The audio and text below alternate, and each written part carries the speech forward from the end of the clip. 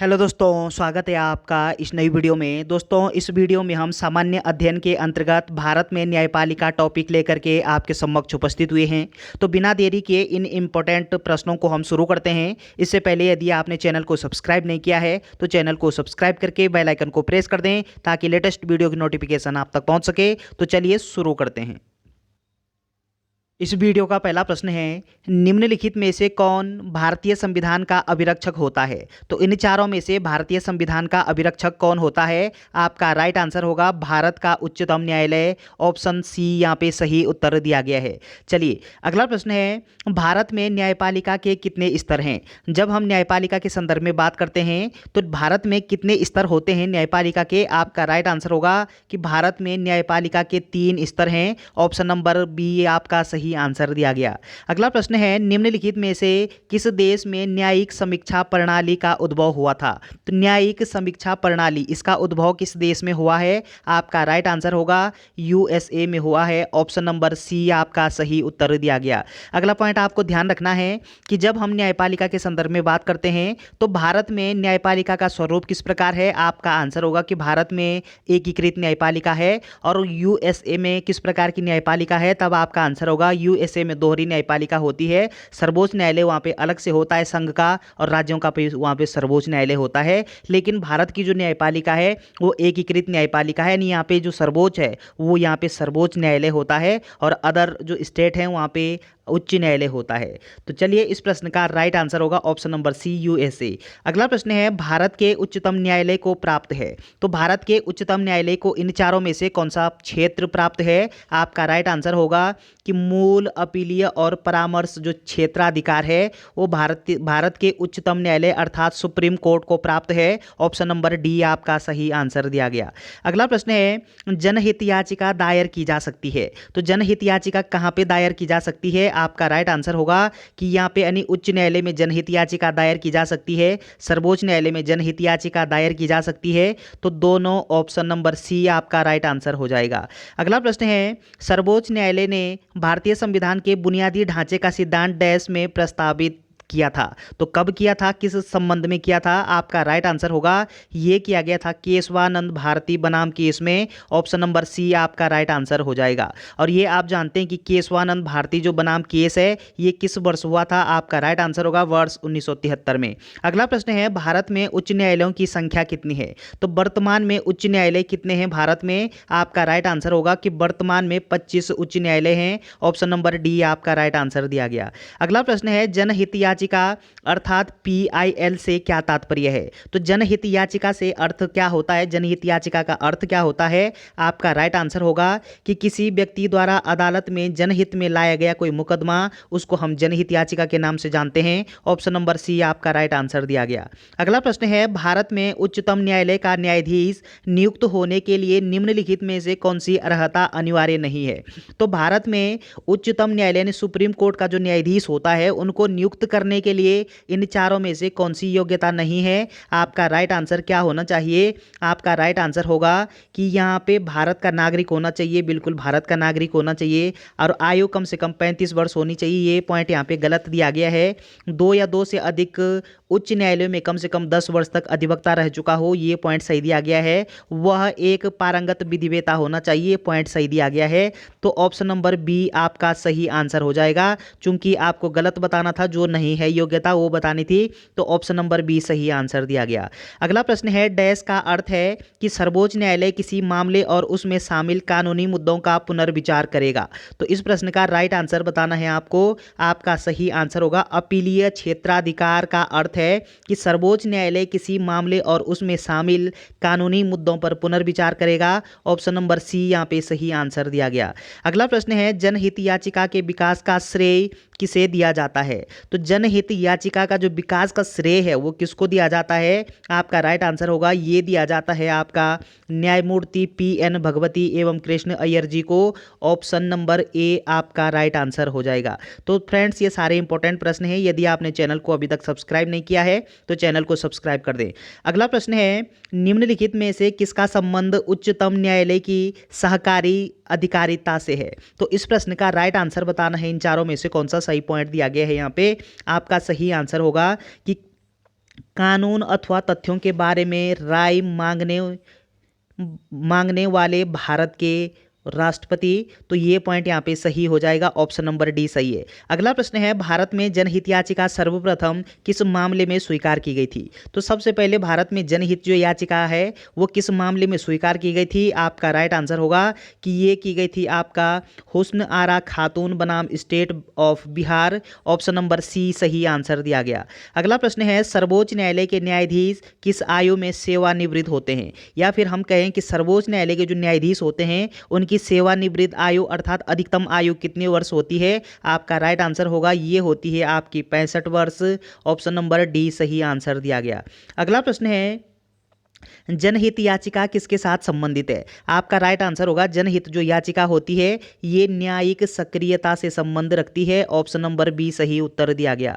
अगला प्रश्न है, भारत के उच्चतम न्यायालय के न्यायाधीशों की नियुक्ति कौन करता है? तो भारत में उच्चतम न्यायालय अर्थात सुप्रीम कोर्ट भी बोलते हैं उच्च न्यायालय को, और इसको हम उच्चतम न्यायालय तो हिंदी में इसका नाम है, सुप्रीम कोर्ट बोलते हैं इसको। और अगला पॉइंट ध्यान रखना है कि भारत में उच्चतम न्यायालय के जो न्यायाधीश हैं इनको नियुक्त कौन करता है? आपका जो राइट आंसर होगा ये हो जाएगा राष्ट्रपति के द्वारा नियुक्त किया जाता है, ऑप्शन नंबर ए सही आंसर दिया गया।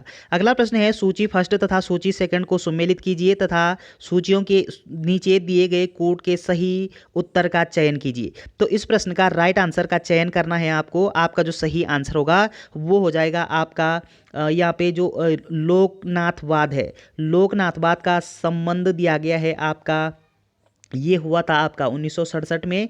तो इस हिसाब से आपका जो सही आंसर हो जाएगा ऑप्शन नंबर बी सही आंसर होगा। अगला प्रश्न है, जिला न्यायाधीश की नियुक्ति किसके द्वारा की जाती है? तो जो जिले में न्यायाधीश होते हैं उनकी नियुक्ति किसके द्वारा की जाती है? आपका राइट आंसर होगा वो नियुक्त किए जाते हैं आपके राष्ट्रपति द्वारा देश के उच्चतम न्यायालय के परामर्श पर, ऑप्शन नहीं गलत, ये हो जाएगा आपका राज्यपाल द्वारा राज्य के जो उच्चतम न्यायालय के परामर्श पर जो जिला न्यायाधीश होते हैं उनकी नियुक्ति की जाती है। कौन करते हैं? राज्यपाल करते हैं। और राज्यपाल किससे परामर्श करते हैं? उच्च न्यायालय से परामर्श करते हैं। अगला प्रश्न है, कोलकाता में उच्चतम न्यायालय की स्थापना किस अधिनियम के अंतर्गत की गई थी? तो ये आप जानते हैं कि 1773 के रेगुलेटिंग एक्ट के तहत सन 1774 में, कब दोस्तों? सन 1774 में कलकत्ता में सबसे पहले उच्चतम न्यायालय अर्थात सुप्रीम कोर्ट की स्थापना की गई थी, ऑप्शन नंबर ए आपका राइट आंसर हो जाएगा। अगला प्रश्न है, भारत में वर्तमान में भारत में कुल कितने उच्च न्यायालय स्थापित हैं? तो वर्तमान समय में पूछा गया है वर्तमान समय में कितने उच्च न्यायालय हैं? आपका राइट आंसर होगा 25 उच्च न्यायालय हैं वर्तमान समय में, ऑप्शन नंबर सी सही आंसर दिया गया। अगला प्रश्न है, निम्नलिखित भारतीयों में से किसने अंतर्राष्ट्रीय न्यायालय के अध्यक्ष के रूप में कार्य किया? तो किसके द्वारा किया गया है? इन चारों में से आपका जो सही आंसर होगा न्यायमूर्ति Nagendra Singh, option number A सही आंसर दिया गया। अगला प्रश्न है, निम्नलिखित में से भारत में एक उच्च न्यायालय के विषय में क्या सही नहीं है? तो एक पॉइंट यहाँ पे गलत कौन सा दिया गया है इन चारों में से? आपका राइट आंसर होगा कि द्वितीय अपील उच्च न्यायालय के अपीलीय क्षेत्राधिकार में है, पॉइंट यहाँ पे सही दिया गया है। और अगला जो पॉइंट है यहाँ पे कि उच्च न्यायालय के प्रत्येक न्यायाधीश की नियुक्ति राष्ट्रपति करता है, ये पॉइंट भी सही दिया गया है। उच्च न्यायालय के न्यायाधीशों की नियुक्ति राज्यपाल करता है, राज्यपाल नहीं करता है, ये पॉइंट गलत हो जाएगा। उच्च न्यायालय लोक हितवाद से संबंधित आवेदन स्वीकार कर सकता है, बिल्कुल करता है। तो यहाँ पे ऑप्शन नंबर सी आपका राइट आंसर हो जाएगा। अगला प्रश्न है, उत्तरांचल राज्य बनाम बलवंत सिंह चौफाल मामला कब प्रकाश में आया? तो इंपॉर्टेंट प्रश्न है, कब प्रकाश में आया है? आपका राइट आंसर होगा वर्ष 2010 में, ऑप्शन नंबर डी सही आंसर दिया गया। अगला प्रश्न है, उच्च न्यायालय की परमादेश जारी करने की शक्ति के अंतर्गत कौन सा या कौन से अधिकार आता है या फिर आते हैं? तो इस प्रश्न का राइट आंसर होगा आपका उपयुक्त सभी आते हैं। इसमें संवैधानिक अधिकार भी सम्मिलित होता है, मौलिक अधिकार सम्मिलित होता है और संविधिक अधिकार भी सम्मिलित होता है। तो उपयुक्त सभी आपका आंसर हो जाएगा, ऑप्शन नंबर डी। अगला प्रश्न है, उच्चतम न्यायालय की प्रथम महिला न्यायाधीश कौन थी? तो सर्वोच्च न्यायालय की प्रथम महिला न्यायाधीश पूछा गया है आपसे, ये आप जानते हैं कि फातिमा बीबी थी। कौन थी दोस्तों? फातिमा बीबी थी, ऑप्शन नंबर सी आपका राइट आंसर दिया गया। अगला प्रश्न है, किस उच्च न्यायालय ने यह निर्णय दिया कि एक बार में 3 बार तलाक कहने से तलाक होना गैर कानूनी है? इस प्रश्न का राइट आंसर होगा आपका, ये कहा गया था इलाहाबाद उच्च न्यायालय के द्वारा। ऑप्शन नंबर सी आपका सही आंसर हो जाएगा।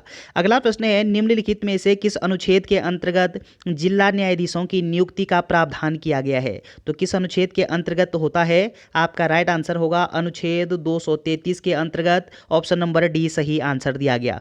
फिर से आपको याद दिला दें कि जो जिला न्यायाधीश होते हैं इनकी नियुक्ति किसके द्वारा की जाती है? राज्यपाल के द्वारा की जाती है। और राज्यपाल जो संबंधित राज्य का जो उच्च न्यायालय होता है उनके उच्च न्यायालय के जो न्यायाधीश हैं उनसे परामर्श ली जाती है। अगला प्रश्न है, भारत के संविधान के अनुसार जिला न्यायाधीश के अंतर्गत सम्मिलित नहीं है। तो क्या सम्मिलित नहीं होता है? आपका राइट आंसर होगा कि मुख्य प्रेसिडेंसी मजिस्ट्रेट सम्मिलित होता है, सेशन न्यायाधीश सम्मिलित होता है, अधिकरण न्यायाधीश ये सम्मिलित नहीं होता है, लघुवाद न्यायाधिकरण का मुख्य न्यायाधीश ये सम्मिलित होता है। ऑप्शन नंबर सी आपका सही आंसर हो जाएगा।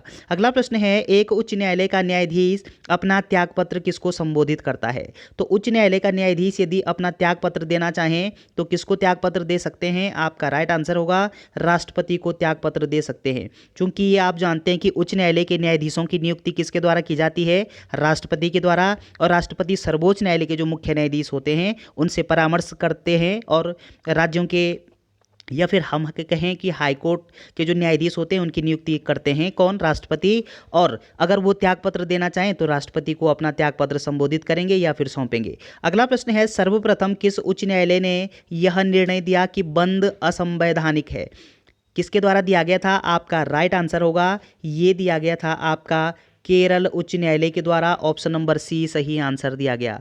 अगला प्रश्न है, सभी अधीनस्थ न्यायालयों के न्यायाधीशों की नियुक्ति किसके द्वारा की जाती है?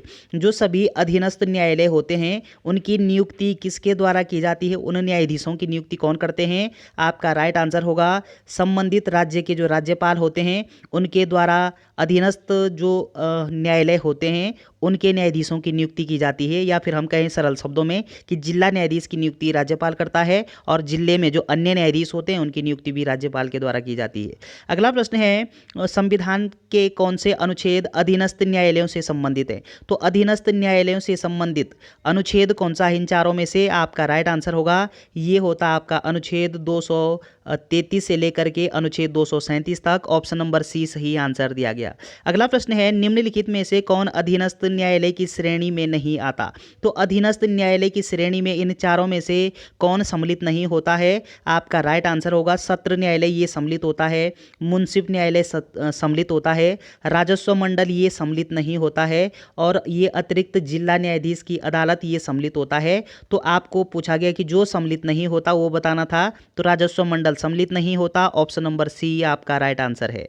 अगला प्रश्न है, केंद्र एवं राज्यों के मध्य होने वाले विवादों का निर्णय करने की भारत के उच्चतम न्यायालय की शक्ति किसके अंतर्गत आती है? तो किसके अंतर्गत आती है? आपका राइट आंसर होगा ये आती है आपका मूल अधिकारिता के अंतर्गत। ऑप्शन नंबर सी आपका सही आंसर हो जाएगा।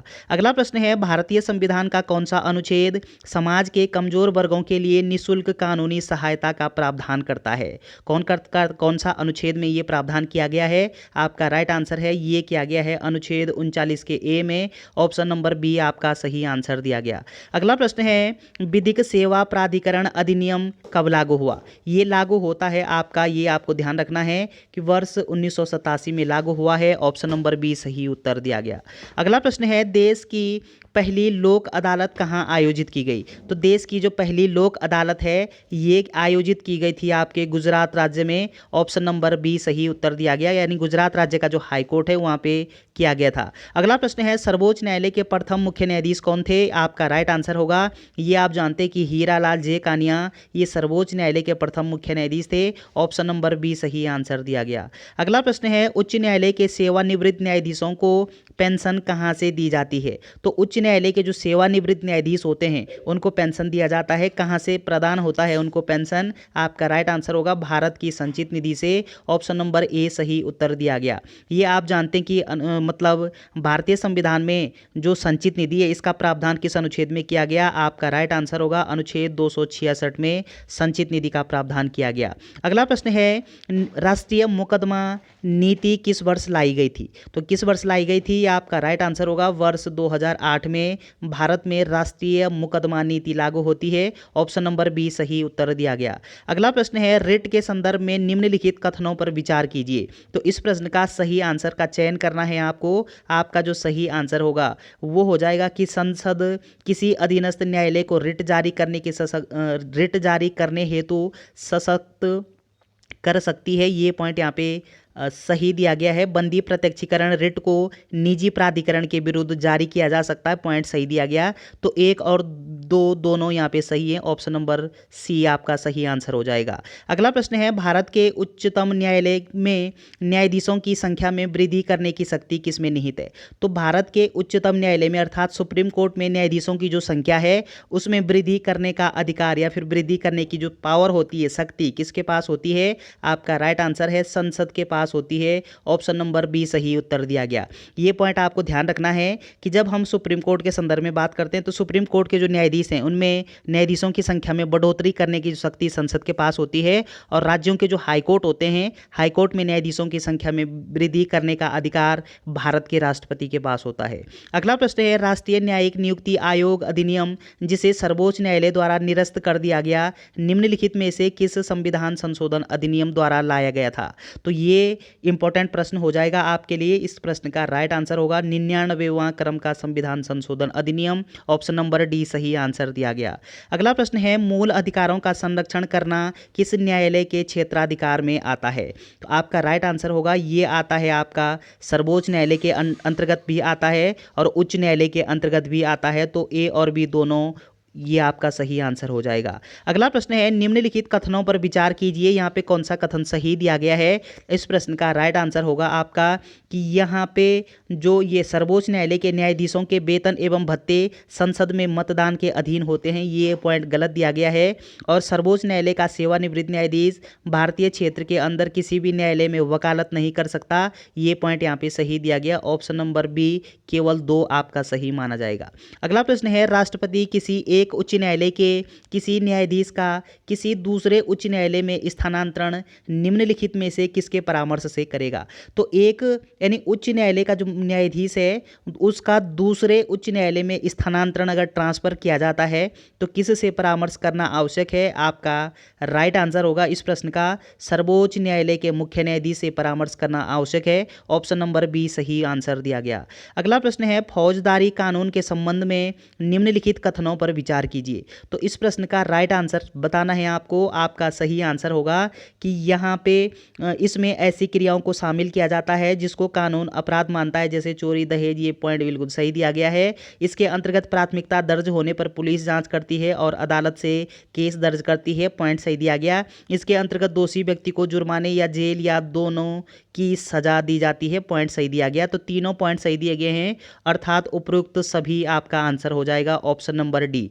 अगला प्रश्न है, संविधान के किस अनुच्छेद के प्रावधानों के अंतर्गत 2 या 2 से अधिक राज्यों के लिए एक साझे उच्च न्यायालय की स्थापना की जा सकती है? यानी हम कहें कि 2 या 2 से अधिक राज्यों के लिए एक हाईकोर्ट की स्थापना की जा सकती है, ऐसा प्रावधान भारतीय संविधान के किस अनुच्छेद में किया गया? आपका राइट आंसर होगा अनुच्छेद 231 में। ऑप्शन नंबर डी सही आंसर दिया गया। अगला प्रश्न है, PIL को अन्य किस नाम से जाना जाता है? तो जो PIL है इसको हम अन्य किस किस नाम से जानते हैं? आपका राइट आंसर होगा इसको हम सामाजिक हित याचिका के नाम से भी जानते हैं और सामाजिक क्रिया याचिका के नाम से भी जानते हैं। तो उपयुक्त तो दोनों आपका सही आंसर हो जाएगा ऑप्शन नंबर सी। अगला प्रश्न है, भारतीय न्यायिक व्यवस्था के संदर्भ में निम्नलिखित कथनों पर विचार कीजिए। तो इस प्रश्न का सही आंसर बताना है आपको। आपका सही आंसर होगा कि न्यायपालिका लोकतांत्रिक राजनीतिक संरचना का भाग है।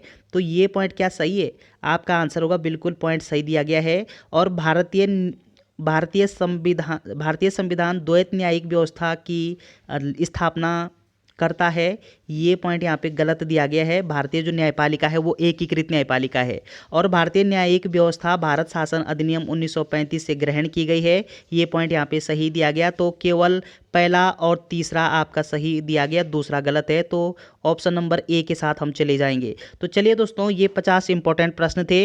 वीडियो अगर आपको अच्छी लगती है तो चैनल को सब्सक्राइब करना एवं वीडियो को शेयर करना ना भूलें। Thanks for watching.